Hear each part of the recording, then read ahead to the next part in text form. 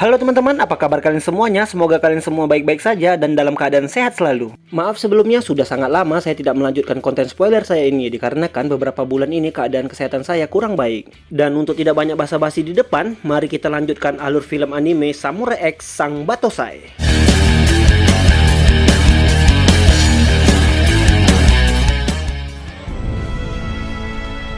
Di episode kali ini diawali dengan Kenshin yang sedang duduk santai sambil melihat Kaoru yang lagi asik bermain bersama kedua cucu angkat Dr. Genji. Dan di situ tidak lupa juga ada Yaiko yang selalu menjahili Kaoru. Ia pun melihat Kaoru yang sedang asik bermain dan sambil berkata, setiap wanita mempunyai sisi baik dan tak peduli seberapa jelek wanita itu.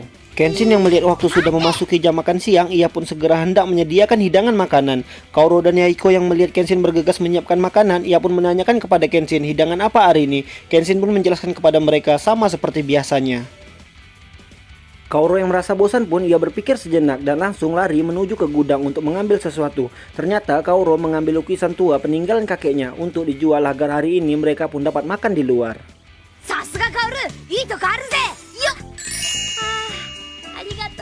Sesampai di tempat makan mereka pun memesan makanan dan menikmati makanan mereka. Sewaktu mereka semua lagi asik menikmati makanan mereka pun dikejutkan dengan 3 orang pemuda pemabuk yang berbicara dengan sangat kuat yang sedang membicarakan pemerintahan di zaman era Meiji ini. Ketiga orang pemabuk itu pun menamakan diri mereka adalah pejuang demokrasi. Di sela pembicaraan 3 orang pemabuk itu pun mereka pun berselisih paham dan melempar gelas yang langsung mengenai kepala Kenshin. Yaiko yang melihat itu pun langsung berdiri dan memarahi mereka. Mereka yang dimarahi anak kecil pun langsung tidak terima dan langsung mendatangi Yaiko.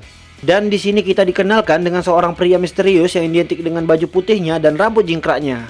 Dan seorang pelayan yang melihat pertikaian itu pun langsung melerai mereka. Pelayan yang hanya seorang wanita itu pun langsung menjadi bulan-bulanan ketiga orang pemabuk itu. Dan pria yang misterius yang melihat mereka itu pun langsung membantu dan menolong pelayan itu.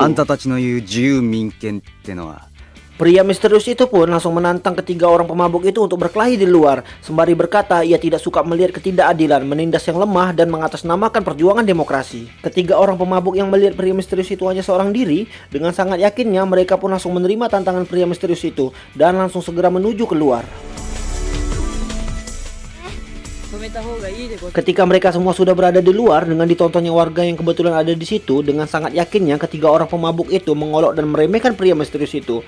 Pria misterius yang mendengarkan ocehan mereka dengan sangat santainya menghadapi mereka semua. Setelah mengolok dan meremehkan pria misterius itu, dengan sangat cepatnya salah satu dari ketiga orang pemabuk itu langsung menyerang pria misterius itu. Salah satu dari pemabuk yang menyerang ternyata ia menyerang dengan curang. Ternyata ia menggunakan senjata yang disimpan di tangannya. Kaoru yang melihat itu pun langsung berkata kalau mereka curang, menyembunyikan belati di tangannya. Teman pemabuk yang mendengarkan perkataan Kaoru dengan gaya tengilnya, mereka pun menjawab kalau belati memang harus disembunyikan di tangan. Kenshin sebagai petarung membenarkan perkataan para pemabuk itu. Tapi dengan kehebatan dan kecepatan pria misterius itu tanpa terlihat dengan kasat mata, ia pun dapat mematahkan jari pemabuk yang menyerangnya.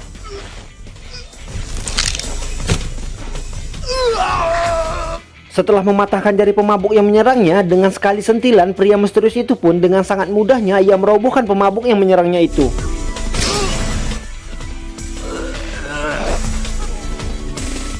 Kedua pemabuk yang melihat temannya dapat dikalahkan dengan mudah, ia pun terkejut dan hendak menyerang pria misterius itu. Tapi tiba-tiba dari belakang mereka dikejutkan dengan adanya Kenshin yang mengancam mereka dengan menggunakan ujung pegangan katana milik Kenshin. Pemabuk yang mentalnya sudah jatuh melihat apa yang sudah terjadi dengan ketakutan sembari diancam dengan Kenshin dengan mengingatkan mereka kalau demokrasi adalah sebuah perbaikan. Sebelum mereka menyalahkan pemerintah, sebaiknya mereka memperbaiki diri mereka sendiri. Dan ketiga pemabuk itu dengan kekalahan dan rasa malunya mereka pun pergi. Setelah itu pria misterius itu pun berterima kasih kepada Kenshin yang telah membantunya. Di sini ternyata pria misterius itu menyadari kehebatan Kenshin dan mengungkap di depan Kaoru dan Yaiko kalau tadi Kenshin sengaja tidak menghindar gelas yang mengenai kepalanya.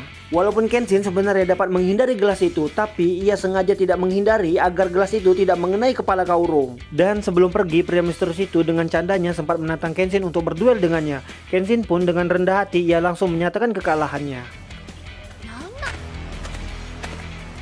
Di scene ini ternyata di saat pertarungan barusan terjadi ada seseorang yang memantau kejadian ini. Kenshin, Yaiko, dan Kaoru yang masih bertanya-tanya siapa pria misterius itu, tiba-tiba mereka dikejutkan dengan pelayan yang diselamatkan oleh pria misterius itu yang mengingat kalau pria misterius itu tadi belum membayar tagihannya.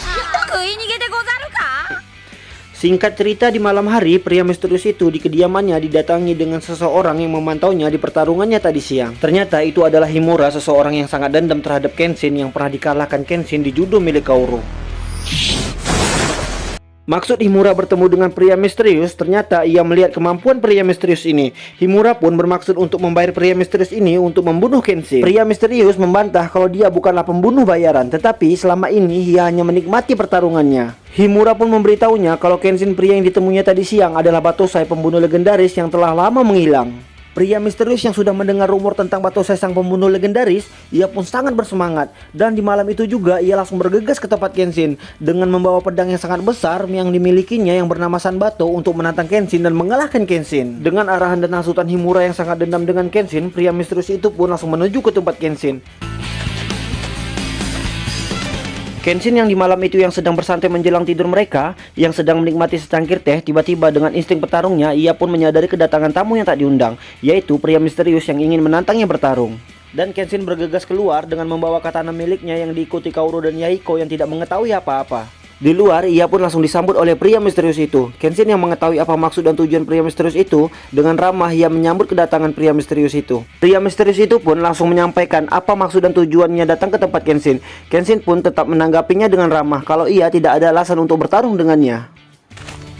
Tetapi pria misterius itu tidak menanggapi keramahan Kenshin dan tetap ngeyel untuk tetap dapat bertarung dengan Kenshin. Dan di persetegangan mereka ini ternyata ada Himura yang sedang mengintip. Di sini pria misterius itu tetap saja mengompori Kenshin untuk dapat bertarung dengannya dengan mengungkit masa lalu Kenshin yang sebagai pembunuh legendaris kini hanya sebagai seorang Ryoni. Pria misterius yang melihat Kenshin tetap tenang, ia pun mulai panas dan langsung mengeluarkan pedang Sanbato miliknya dan memperkenalkan dirinya yang bernama Senosuke.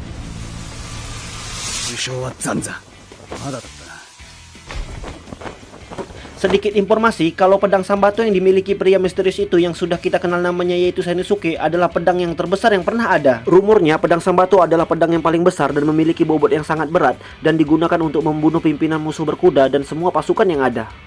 Senosuke yang sudah tidak tahan lagi untuk menyerang Kenshin, ia pun langsung mengangkat Sanbato miliknya dan langsung menyerang Kenshin. Senosuke dengan semangat ia pun langsung menebaskan Sanbato miliknya ke arah Kenshin. Kenshin yang memiliki kecepatan yang sangat luar biasa, dengan sangat mudah ia pun menghindari serangan Senosuke.